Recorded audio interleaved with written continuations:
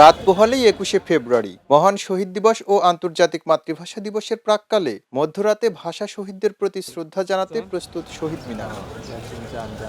কেন্দ্রীয় শহীদ মিনার এলাকায় এখন শেষ মুহূর্তের ব্যস্ততায় মুখর। মূল বেদিতে রঙের প্রলেপ, স্তম্ভ ধোয়া মোছা এবং চারপাশে নান্দনিক আলপনা আঁকার কাজ শেষ হয়েছে। সাদা লালের মিশেলে ফুটে উঠেছে ভাষা আন্দোলনের চেতনা। আলপনা শিল্পীরা জানান, ভাষা শহীদদের স্মরণে প্রতিটি রেখা ও রঙে তারা তুলে ধরার চেষ্টা করেছেন বাঙালির আত্মত্যাগ ও গৌরবের ইতিহাস। ২১শে ফেব্রুয়ারি উপলক্ষে আমরা আলপনা করে থাকি, প্রতি বছর আলপনা করা হয়।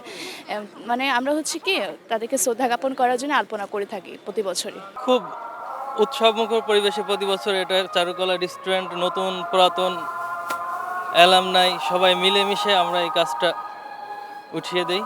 এবারও যথারীতি একইভাবে সম্মিলিতভাবে সবাই মিলে, আমাদের সাথে শিক্ষক আছে, কারেন্ট স্টুডেন্ট আছে, অনেক সিনিয়র আছে, প্রাক্তন স্টুডেন্ট আছে, কিছু কিছু শিল্পমনা বাহিরের লোকজন আছে। শহীদের রক্তের ভেজা এই প্রাঙ্গণকে মানে আমাদের আলপনার রঙে ফুটিয়ে তোলাই হচ্ছে আমাদের সবচেয়ে বড় সার্থক। এটা তো খুব ভালো লাগতেছে।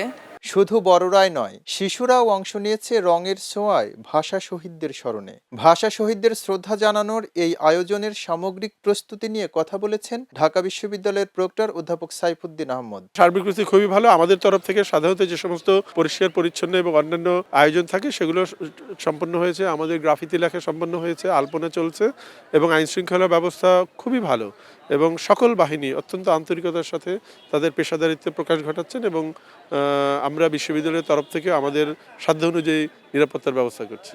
৫ শতাধিক শিক্ষার্থী এবং শিক্ষক তারা এই আলপনার কাজ করছেন, গত ৩ দিন ধরে আলপনার কাজ করছেন এবং আপনি দেখবেন আজকে সন্ধ্যায় ৫টার পরে অত্যন্ত বর্ণিল রঙিন একটি শহীদ মিনারের বেদি এবং এর আশপাশ।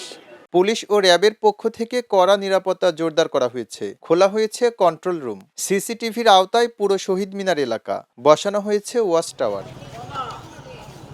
২১-এর প্রহর গোনায় পুরো জাতি। শহীদ মিনার প্রাঙ্গণে প্রস্তুতির শেষ রঙে রঙিন হয়ে উঠছে শ্রদ্ধা, ভালোবাসা আর অঙ্গীকার। ভাষার জন্য যারা জীবন দিয়েছেন তাদের আত্মত্যাগ কখনো বৃথা যেতে দেওয়া হবে না। এম রহমান, খবরের কাগজ, ঢাকা। এলো খবরের কাগজ, নিখাত, নির্ভীক, নিরপেক্ষ।